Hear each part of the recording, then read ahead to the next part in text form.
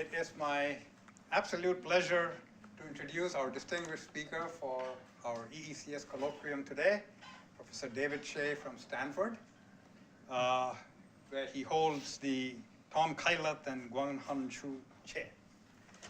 David, of course, needs no introduction, especially in Berkeley. He was a professor here for nearly 20 years, till 2014, till he left for the greener, or as he says, redder pastures of Stanford. So David is one of the world's most renowned researchers and academics in the fields of communication theory, especially wireless communications and information theory.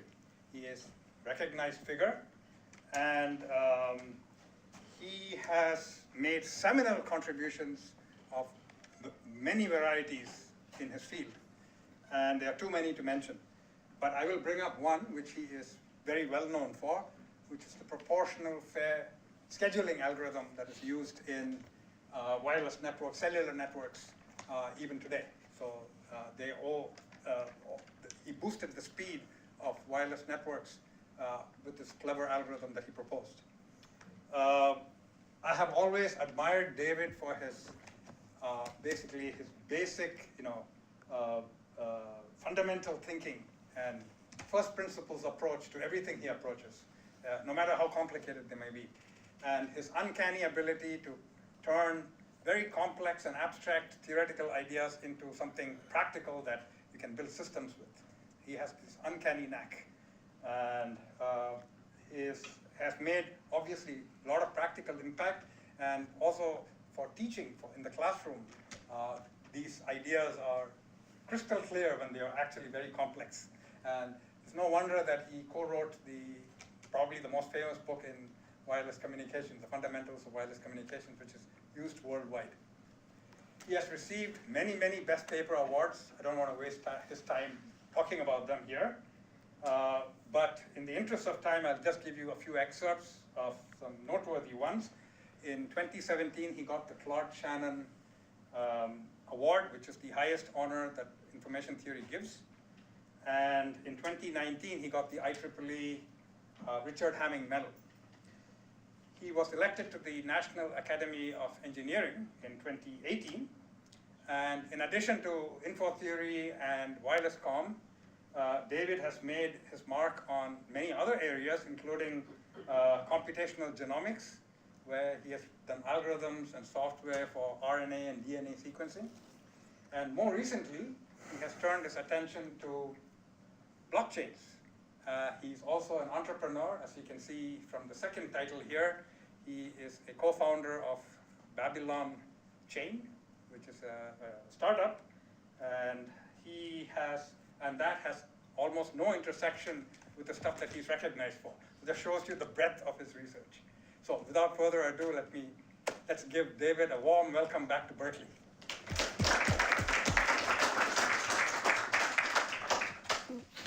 Testing, testing.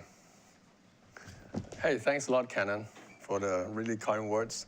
It's great to be back. Same room, 306 Soda Hall. Listened to many seminars while I was here. Yeah, so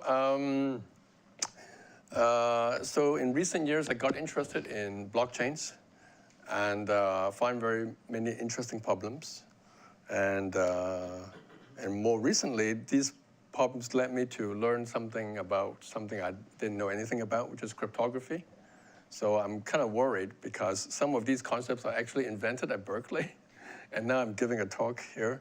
So anyway, so I want to tell you a bit of a story. And let's see here. Okay, all right.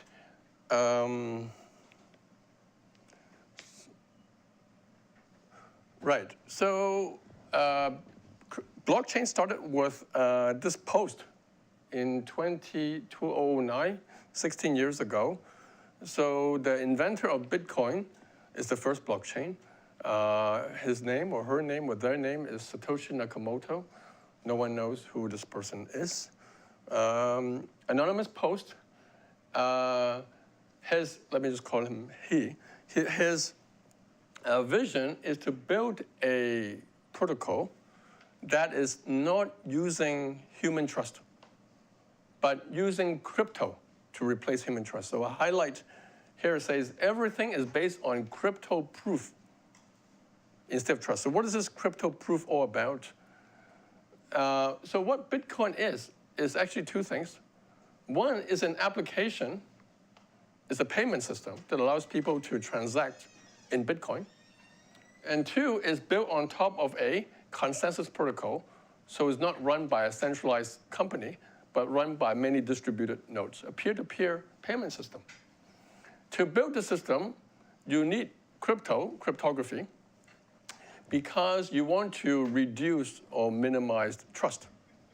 Because what cryptography tells you is that you can prove things. You can prove things is true without someone telling you it's true. Okay, and that's what cryptography does. In particular, it uses two tools. One, very common tools actually in cryptography, the ones you learn basically in the first few lectures of an introductory cryptography course. Digital signatures, which verify that the correct person is spending the money. So I call it data integrity. And two is hash functions, which is the mechanism for which consensus is achieved, called proof of work. So basically that's it, the two primitive, okay? And Nakamoto's contribution is not a cryptographic contribution, but it's really putting the whole system together using these cryptographic tools. It's quite an amazing 9-page paper. So if you have not read it, this paper that he posted here, you should really take a look at it. It really reminds me of reading Shannon's paper when I read Nakamoto's paper. Much shorter though, 9 pages. So, okay? All right. However, Bitcoin has several problems. One is that the application uses a language to describe a payment system. And in principle, this language can be used to build other applications as well. It's a language. It's a computer language. However, this language has very limited expressiveness, which makes it very, very inefficient to build any interesting applications. So that's one problem. Two is that as a consensus protocol, it's actually quite bad in terms of performance. It is very good in terms of security, but very low throughput and very high latency. So people can't really do much with it. And so Bitcoin has been sitting here for 16 years now, okay, for 16 years now. And what happened in these 16 years is that many other blockchains showed up. The best example that everyone knows is Ethereum. And other examples are like Solana, Sway, etc., that you may have heard of. And all these other blockchains have a characteristics that it supports a much more efficient language. And these languages are used to write so-called smart contracts, okay? So these smart contracts are basically applications, trustless applications that are just beyond payment, okay? So I'll show you some examples of applications. Most of these applications have been, the successful ones have been around finance. It's called decentralized finance as opposed to centralized finance. And there's quite a booming industry right now. In the meantime, something strange happened is that Bitcoin became a 2.4 trillion asset. It's the 5th largest asset class in the world, actually, just, below gold. And so here's a very strange situation, is that we have a thriving smart contract economy, shall I say. We have Bitcoin sitting here, 2.4 trillion. But almost none of this Bitcoin can participate in this protocol because these are not written on Bitcoin. And so the dream has always been try to connect these two worlds together, because this 2.4 trillion asset is a digital asset. So it should be able to enable applications that are way beyond just a payment system, which actually is not even used. When was the last time you see people use Bitcoin to pay for a coffee or something like that? Never done that before. So the most famous example is like 15 years ago, there was a Bitcoin pizza. People pay 1 Bitcoin for pizza, and that was an expensive pizza, turns out. But other than that, it's just sitting there as people store value. They just buy Bitcoin and store it, okay? And And indeed, people tried to take this Bitcoin, okay, and put it into this smart contract to sort of charge them with more asset. These are decentralized finance, so finance needs money, and this is 2.4 trillion here. So obviously, it's a very attractive thing to do. So these companies, like Coinbase, for example, tries to do this in a centralized way. So they take Bitcoin into custody and then issue some asset which represent the Bitcoins, in this case called CBBTC or WBTC for another company, okay? And then these can be used as the asset in this chain. But as you can see, the percentage of Bitcoin is just dismal. It's less than 1%. And the reason is most Bitcoin people, they buy into Bitcoin because of the trustless nature. And now you have to ask them to participate and put into custody a third party like Coinbase. They just don't want to do it, okay? And so the two worlds remain more or less disconnected, And this talk is about technology that can enable the better connection between these two worlds. So there's a goal. And we want to maintain Nakamoto's belief, his dream, which is using only crypto proofs, not using Coinbase proof. Coinbase, the company, is fine, but then that's not the spirit of Nakamoto. Okay. So it turns out that to solve this problem, we need to bring more crypto proofs.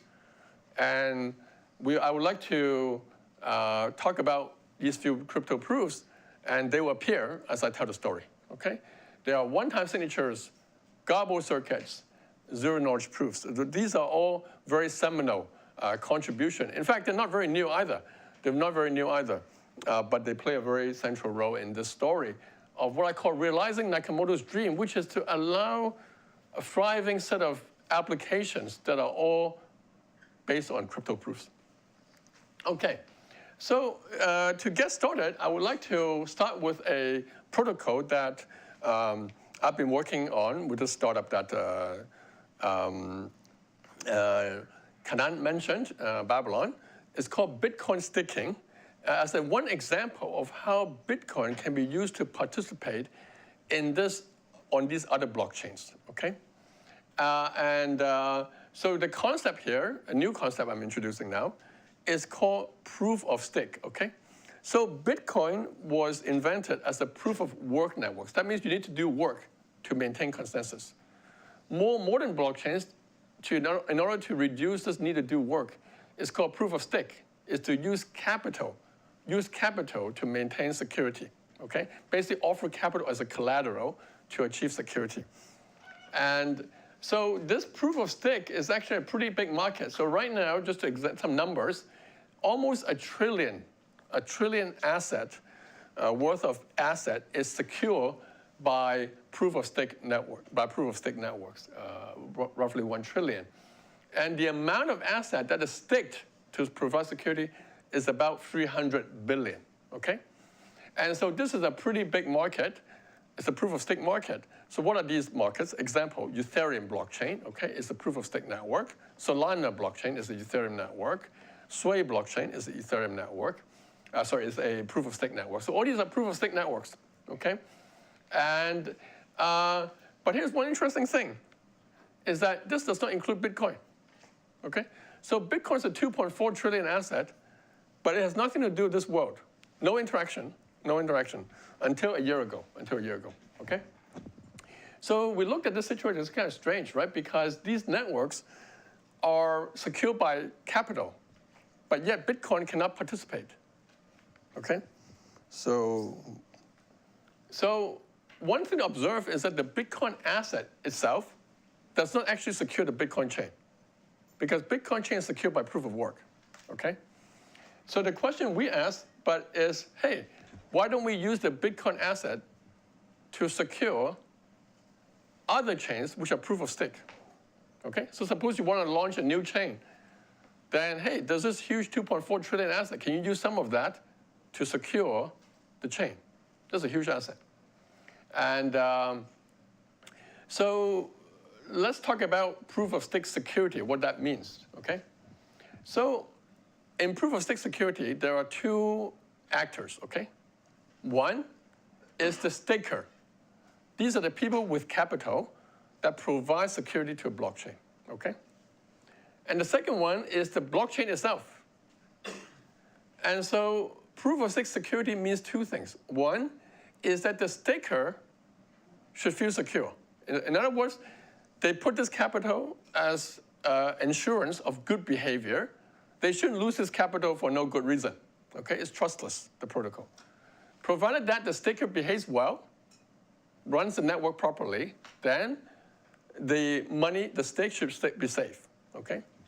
And the second one is that the chain should be secure, which means that if bad things happen to the chain, then the staker that's responsible for the bad thing should be slashed. Slash basically means that the collateral that you put in, part of that will be gone. Okay? So for example, in Ethereum, a staker typically puts in 32 ETH, okay, which is about 32 times 4, about, I would say, 200K. Yes, 200K. Okay? If you do bad things, 1 ETH out of 32 ETH will be slashed. Okay? So that is to ensure good behavior. And so the protocol that we invented, Bitcoin staking, turns out it can achieve the same property, okay, but without using any smart contract, okay? And so I explained how we can achieve that using cryptography, okay? All right, so how does Bitcoin staking works, okay? All right, so on the Bitcoin chain, a staker comes in, okay? Suppose you have 1 Bitcoin and say, hey, I want to use this 1 Bitcoin to secure a proof of stake blockchain, okay? Then you put it in, let's think of it in physical term, a vault, okay?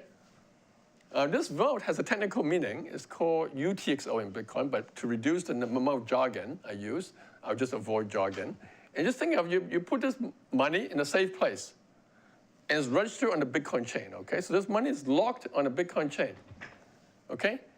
And it has 2 rules for the money to be withdrawn from this vault, okay? 2 rules. One is that a staker can request this money to be withdrawn, and after 2 days, the money can be safely withdrawn. However, if within these 2 days, some bad event happens, which means that then this money will be slashed, okay? So this is a contract written on the Bitcoin chain, that the staker agrees to. That means to stake to this network to provide security, this is a contract, okay? So yeah. I think I understand the concept. So like, what can you give like an application of this? Would it be like if someone is selling a service, they stake it, and once it's been verified that the service was provided? Yeah, the application is coming. Okay. The application is on this side. You see it's blank. Thank you. All right. So right now it's abstract, right? Right now it's just sitting on a Bitcoin chain. So what are we doing with this capital? Why are we putting this money in, right? So what is happening is in this particular application, okay, on the right-hand side, there's a proof of stake network, okay? All right? The proof of stake network or the proof of stake chain is basically a sequence of blocks, okay? And a blockchain is basically you want to make sure that, hey, the staker signs on the block and says this block is good, okay? And then it signs on another block, the block is good. So it wants to keep a linear string of blocks. And this staker is now validating this blockchain by signing it. So block is good, block is good. There's only 1 block at this height, so everything is linear, nice, okay? All right?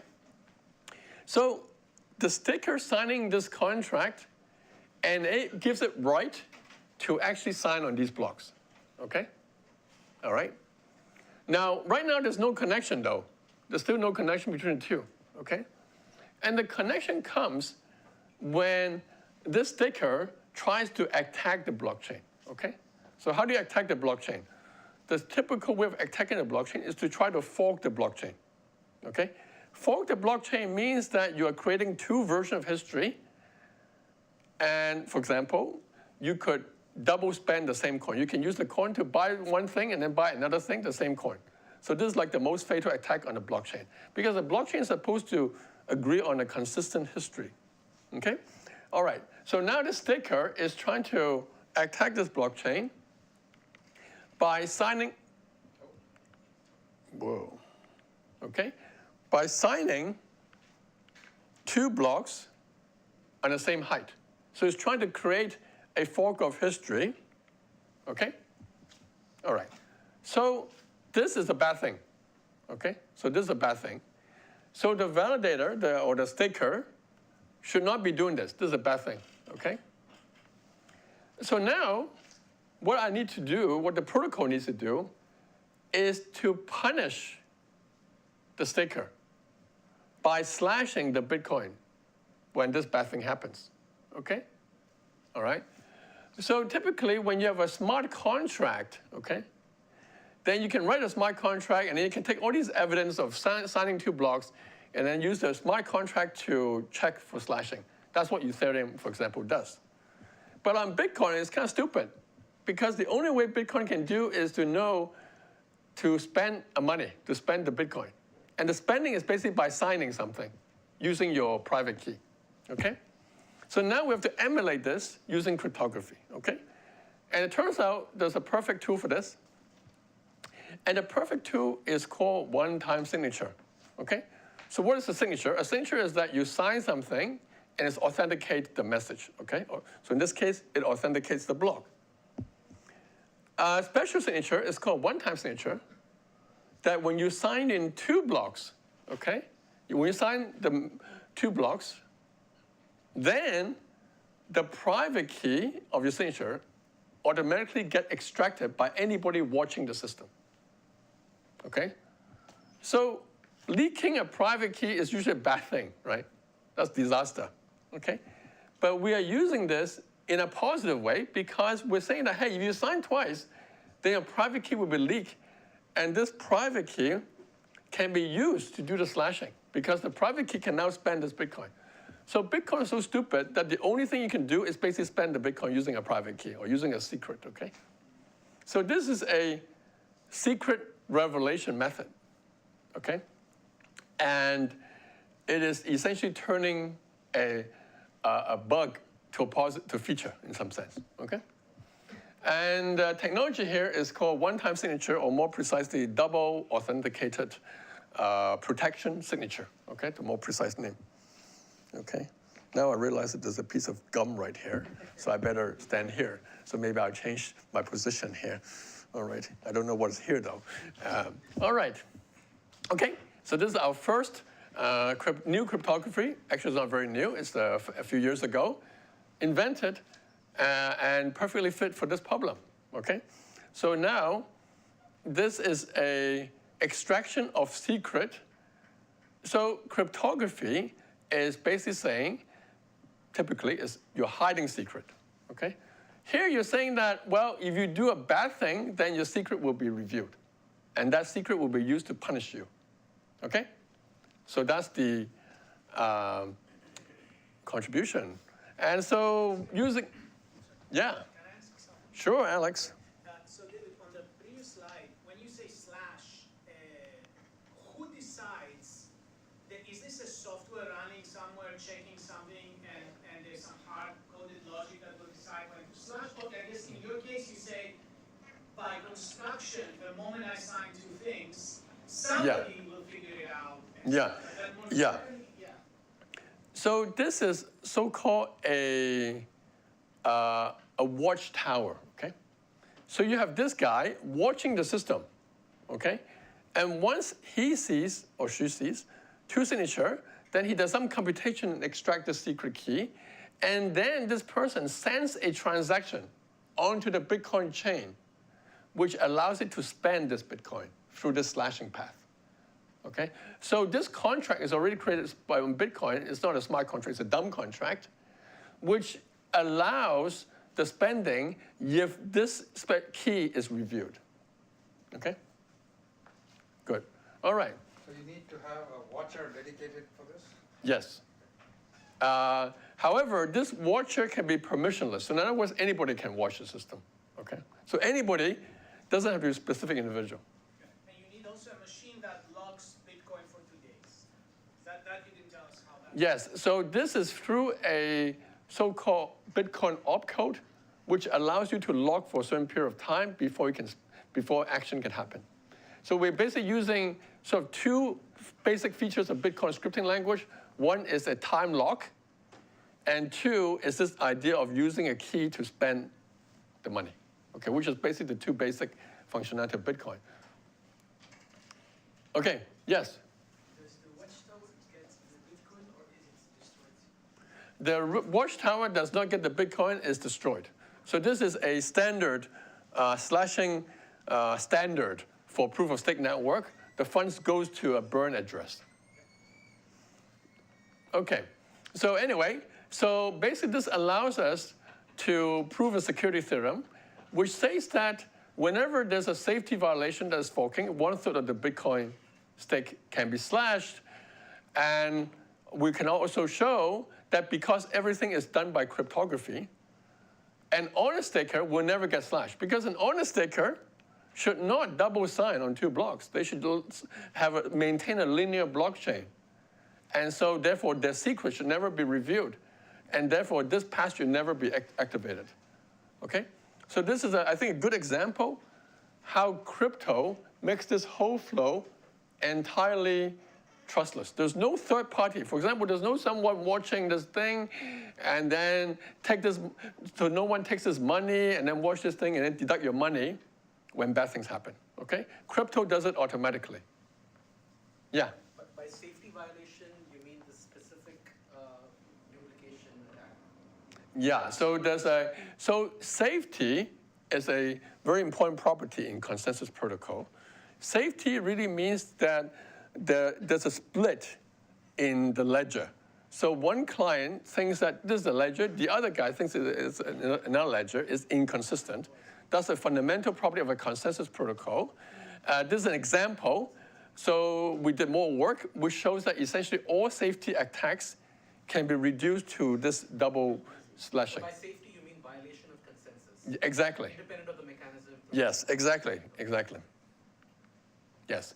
So this is a classic type of theorem you prove for security, which means that when bad things happen, safety violation, a good chunk of the stick will be slashed, okay?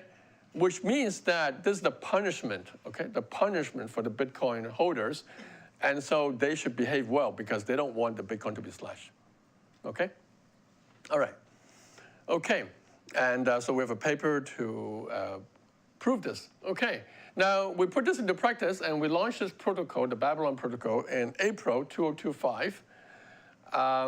So currently, as of today, the protocol has 6.7 billion, okay, worth of Bitcoin, about almost 60,000 Bitcoin staked on the protocol.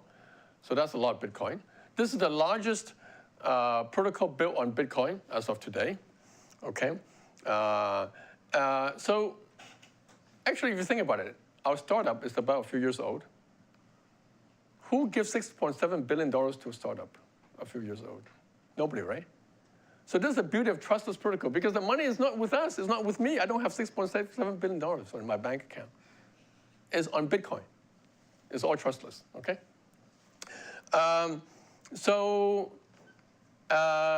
If you compare the Babylon chain that is secured by this 6.7 billion, then as of today, this is the 8th largest blockchain measured by staking market cap. That is the amount of capital providing security. The largest one is, of course, Ethereum. The second largest one is Solana, etc. So you can see an example where if you let Bitcoin to participate in these other blockchains, then you could make a quite significant impact, Okay, and this was only launched a few months ago. Okay, now, there was a question earlier on, hey, can you give me some examples of this application? It's very abstract. So proof of stake is one example, is security, but maybe even that is too abstract because it's kind of indirect, right? Because your interesting applications, the security of blockchain is kind of an infrastructure thing. Okay, so let me give you some other examples. But essentially, what we can find out is that we can try to replicate this sort of structure, which is to create this kind of vault which allows exit paths which are done in a trustless fashion, okay? That's essentially what we want to achieve. That is, you can use cryptography to control where different funds go in different directions without third-party intervention, okay? That's essentially the direction we're going, and we want to do this in general now, not specific to any application, but of course, we should be driven by applications. So let's go through another applications to get a sense of the design landscape. So, all right. So I went on ChatGPT this morning and it generated this graph for me, which tells us all the different types of DeFi applications and is weighed by the amount of money locked into this DeFi by so-called total value lock, TVL, okay? And you can see that staking is a pretty big chunk, okay? But here's another chunk, which is lending, okay? So now I want to use this lending as an example, okay, to see how to build protocols like we built for Bitcoin staking, using cryptography to do trustless proofs. Okay, all right. So this is actually a very practical application. Suppose you have lots of Bitcoin, okay, you have lots of Bitcoin. You don't want to sell your Bitcoin. Why? Because every Bitcoiner thinks that it will become $1 million per Bitcoin one day. You don't want to sell it, okay? So you just put in your wallet, okay? You don't want to give an exchange either because exchange may steal your money. So you just keep it in your wallet, but you can't eat Bitcoin. You cannot eat Bitcoin, okay? It's just a string of bits. And so a natural thing to do is to use the Bitcoin as a collateral to borrow some hard cash so you can do things with the hard cash, okay? And this is what we call Bitcoin-backed lending, okay? Bitcoin-backed lending. So imagine now you have this collateral and you can use for lending. And the question is, how do we do it trustlessly? So today, there are companies out there, for example, Tether, which issue a stablecoin called USD Tether. They allow you to do this. But you have to give them your Bitcoin. And then they will lend you their stablecoin, USDT. And then you can use a stablecoin to buy stuff, okay? We're just talking at lunch. When you're a stablecoin, then you can start transacting. A lot of people start accepting stablecoin. Even Trump supports stablecoins, so now you have all kinds of applications. But Bitcoin, you just lock as a collateral, okay? But in the case of Tether, you have to give the Bitcoin to Tether, the company. And people are kind of reluctant. They say, okay, what happens if this company goes bust? Many of these companies have gone bust before, okay? So how do you do this trustlessly is the question, okay? So the flow is pretty similar. It's a very simplified version of lending, but I think captures the essence. So in cryptography, you must have Bob, okay? You must have Bob, all right? So we have Bob. Bob is the borrower, okay? And he locks some Bitcoin into this vault, which he wants to offer as a collateral in a loan, okay? Now, if the loan is repaid with the Bitcoin above, let's say, a threshold, say 50K, okay? Then the borrower is happy and can redeem his collateral because the loan has been repaid. However, if the Bitcoin price drops a lot, then this collateral will be liquidated by the lender, Larry. Larry is the lender, okay? All right? So Larry liquidates this vault under this condition, okay? So here's what we want to achieve, okay? Now the tricky thing is that, remember, this vault is actually sitting on the Bitcoin chain. But these conditions is happening on another blockchain, say Ethereum, because Ethereum is running the smart contract lending protocol, which handles all this repayment of loan, what's the Bitcoin price, when liquidation happens, all this complicated stuff happening on lending protocol. You may have heard of protocols like Aave or Morpho. These are lending protocols, okay? So the question is, the key question really is, how do we verify these conditions on another blockchain like Ethereum while executing these conditions based on, executing these withdrawal paths based on whichever condition is true, okay? So that's the challenge, okay? And if you think about what we did for Bitcoin staking, then essentially that's roughly what we achieved, is we used the secret revelation, okay, to essentially verify that a double sign, a safety attack has happened here, and then use that to slash the Bitcoin. So we're doing this through cryptography, through secret revelation. And so let's see if we can do this more generally, okay? All right, so here, Bob, so let's look at this path, okay? So suppose Bob wants to repay the loan already, and wants to claim, okay? Then you want a situation which is the following. Suppose Bob has not repaid the loan, but the claim is forced, okay?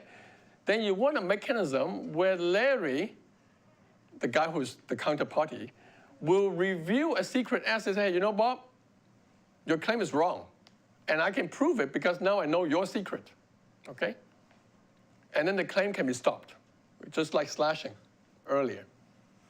But after a certain time, say 2 days, if this secret is not reviewed, then time's out and the claim succeeds. This is like unsticking, okay? So basically we want to execute this kind of path. And just to open up the design space a little bit broader, you can also do it in a different direction. Where, for example, you can say Bob claims, and then Bob reviews a secret S held by Larry, okay? And then the claim succeeds. Otherwise, claim fail, okay? So if you compare these two protocols, one is so-called challenge-based. Larry challenges Bob.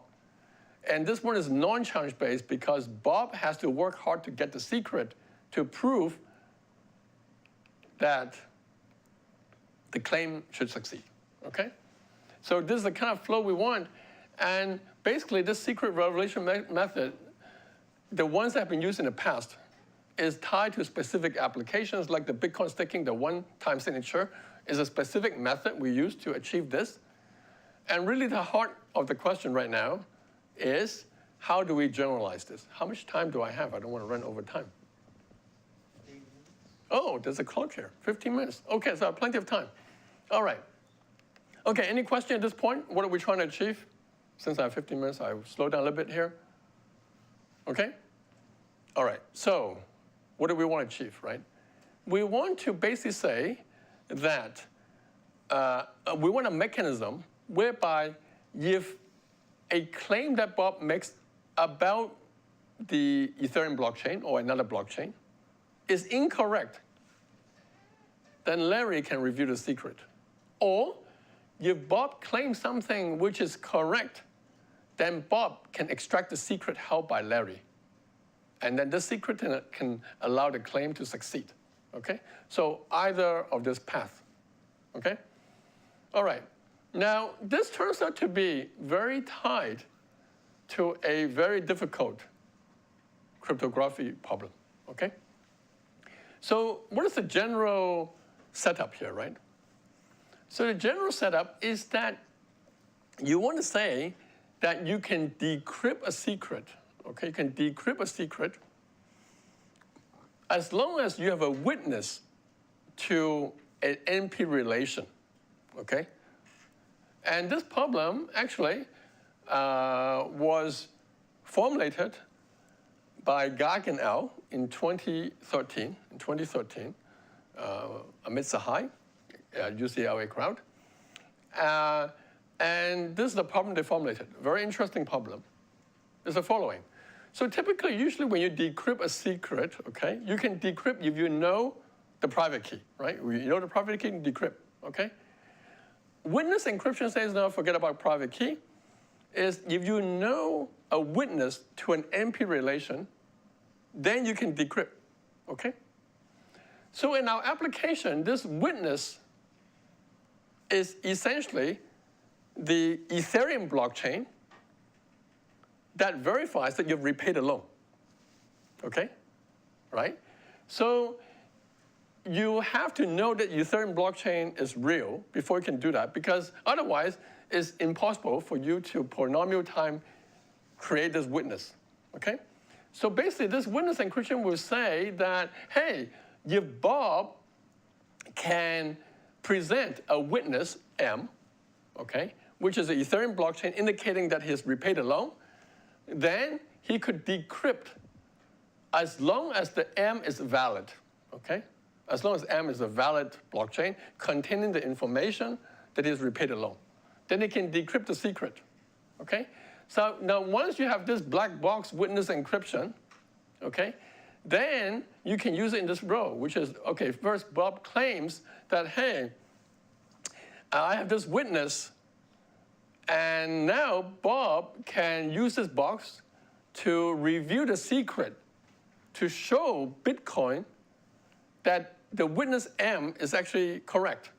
Because remember, Bitcoin itself is stupid, right? It doesn't know anything about Ethereum. So it's now counting on this witness encryption to work correctly, okay? So if you solve witness encryption, then you can solve this Bitcoin verification problem, okay? So now you can allow Bitcoin verification.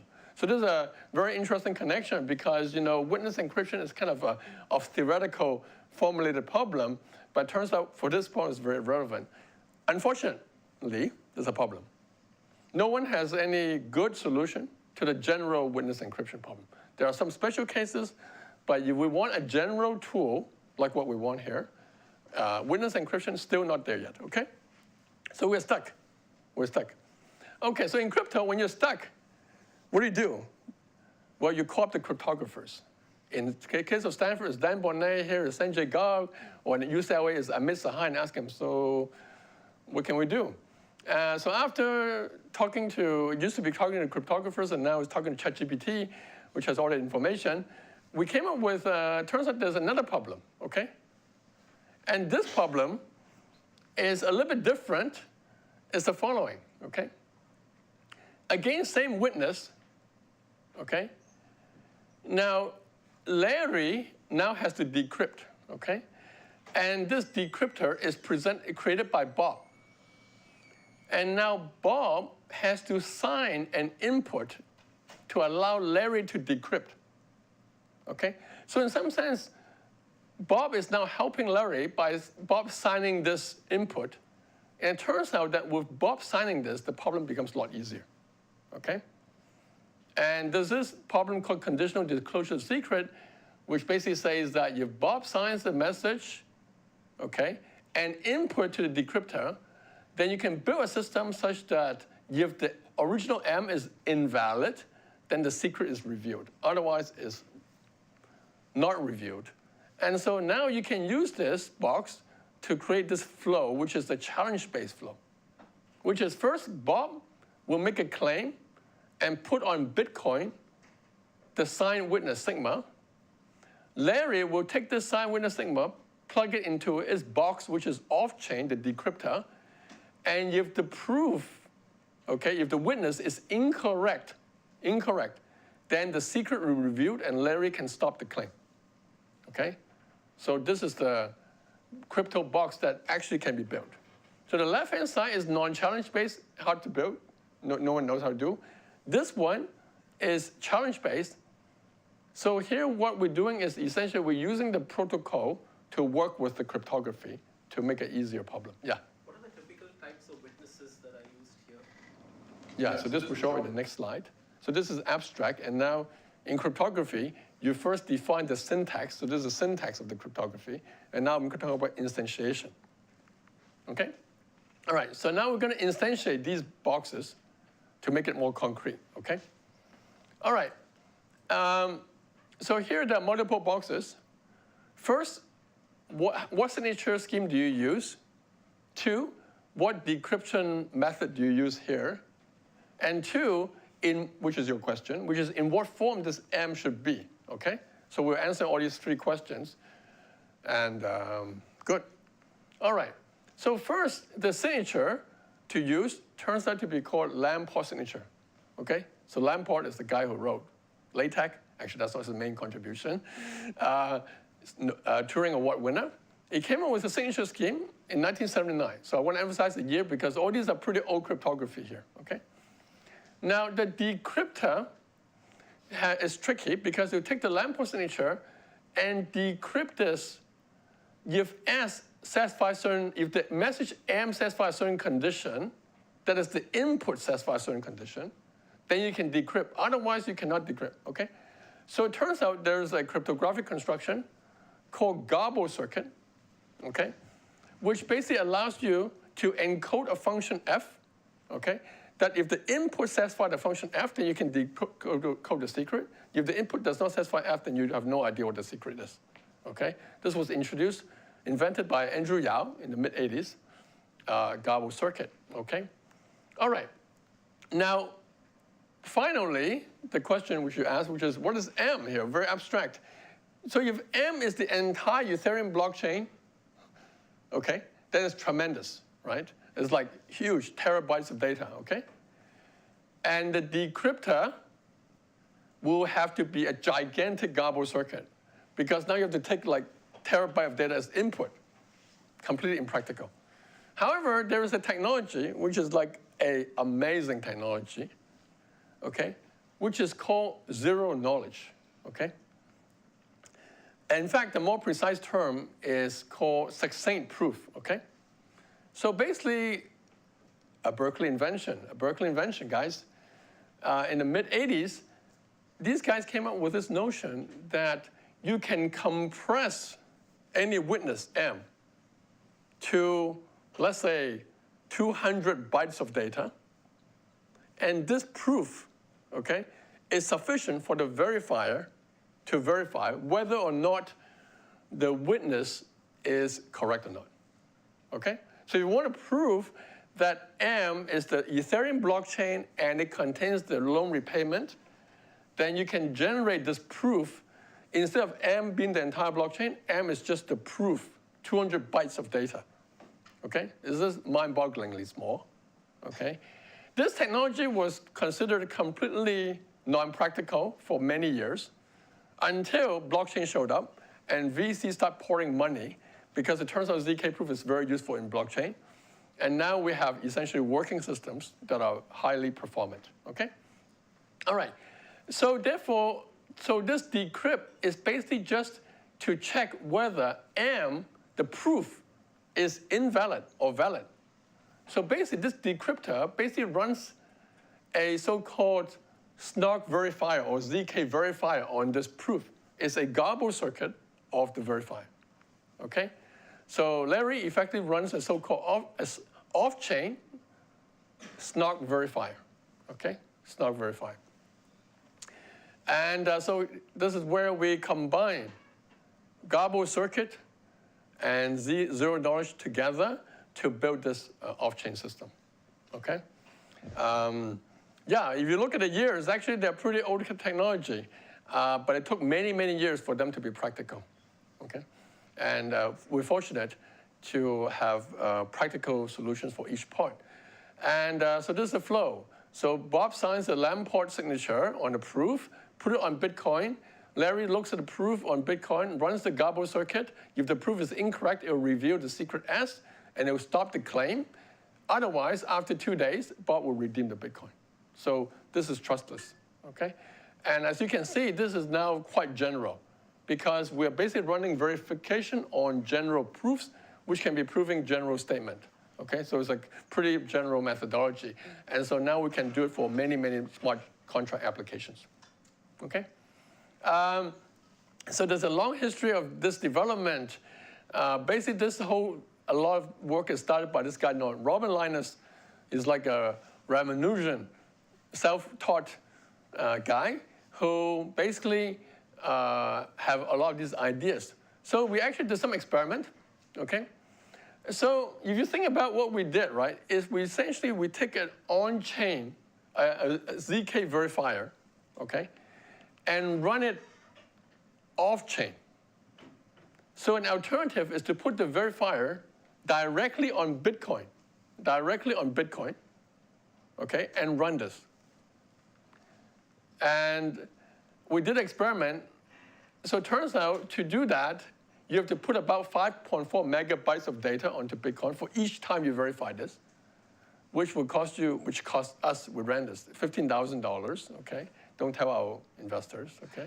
$15,000. It's a worthwhile experiment, though. But if you shift everything into off-chain using Garbled circuit, then it turns out we did the experiment again, $93, okay? So 170x improvement. But then you have to pay some off-chain costs, and the Garbled circuit is about 43 gigabytes. So this Garbled circuit is a Garbled circuit for the ZK verifier. So the ZK verifier is a function, okay?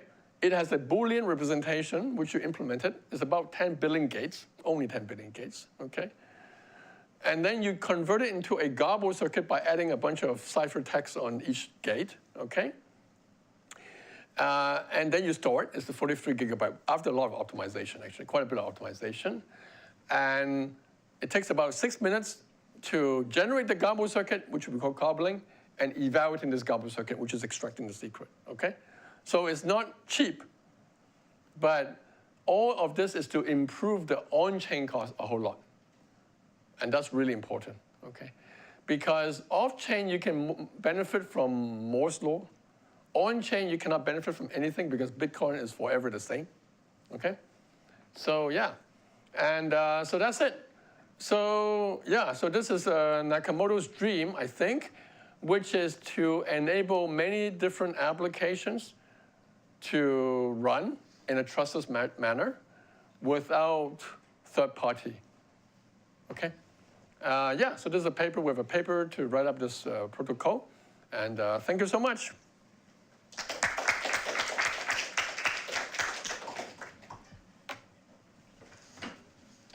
Any questions?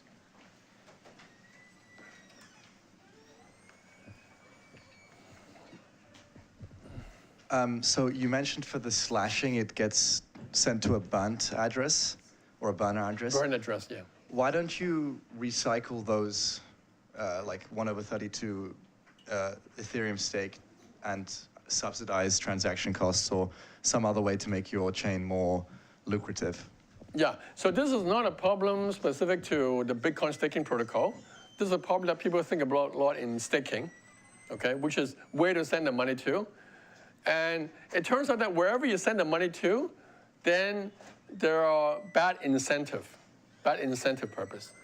And so send to a burn address is like all neutral, right? So If you send it anywhere else, they'd have to be sub-trusted. yeah, that's right. So that's why the standard classical way to send it is the burn address. So this is not specific to this particular proof of stake protocol. Is almost all proof of stake protocol follows this practice. Do you know a name Rosario? Do I know who? Rosario? Rosario. Yes. No, I do not so know. when you said investors, what were you referring to? You have investors. Why do you? You ran a huge thing, and you said I have the investors don't know. No. You know, the thing is that these experiments are done by a startup, right? Okay. Startup needs money to pay the 15,000 transaction fees. So you're the doing investors pay for it because the investors are funding the startup. You're doing a startup then, or you? Yeah. So the Babylon protocol is launched, right? Yeah. Yeah. So there's research, and then there's practice. So I'm trying to interleave the two together. So we definitely should talk after. We have a zero knowledge proof that you'll find very interesting. Okay. And it's non, and so that's why I asked you if you knew Rosario. Okay, great. Let's talk afterwards. Yeah. So using your first primitive of, the first idea was saying if you double sign, then there will be a slash, right? Yes. So then I'm thinking, just a dumb question, if all the cleverness can be done, I don't know how smart a smart contract can be, but couldn't all the cleverness be moved to the smart contract and basically just release the secret? Yeah, smart contract cannot review secret, it turns out. I see, okay, so that's. Because someone has to generate the secret. So that's not a machine, that's not an allowed operation that a smart contract can, because if a smart contract could reveal the secret, all this machinery could just be pushed to the smartness and your Bitcoin chain would just use your first abstraction, if I'm not mistaken, right? Yeah, that's correct. Okay.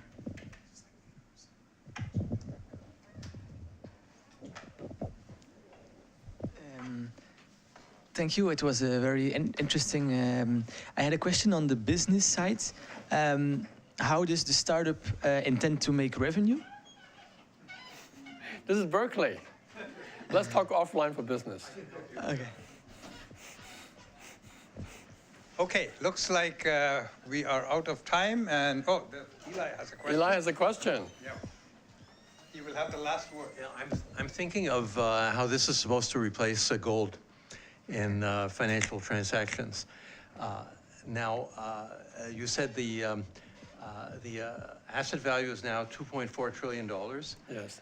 But then we have Ethereum. How much is Ethereum? Ethereum is about 400 to 500 billion. Around 500 billion, I think. So it's about 1/7. It's a pretty small fraction. Yeah, 500 or 600. Yeah, but Ethereum gone up in price quite a lot in recent years, so I'm losing track a bit. But around 500-600.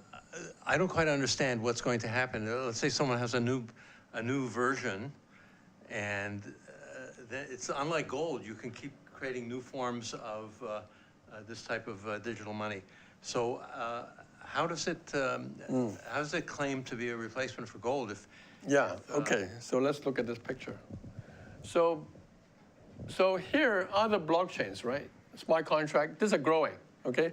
Every day there's a new blockchain. Bitcoin is fixed. It is a total supply of 21 million Bitcoin, fixed. So that's it. You cannot grow that. So the other types of coins are therefore untrustworthy, unreliable, or? Yeah, they're not worth 2.4 trillion for sure. Yes. They're just not interested in, people are just not interested in the other ones. Yep, less interested. Correct. Any more questions? Well, just a comment. If anybody's really interested in zero knowledge proofs, we do have set up too, and maybe we can work together. So send me an email at berkeley@gmail.com. It's really amazing. It will revolutionize it, so maybe we can work together. Great. Somebody at Stanford is also working on it. Super. Must be good. Someone at Stanford is working on it. We are including Stanford in our. Thank you. Thank you for including Stanford. Thank you. Okay, I think let's thank David again for a fantastic talk. Thank you. You're done. I'm done.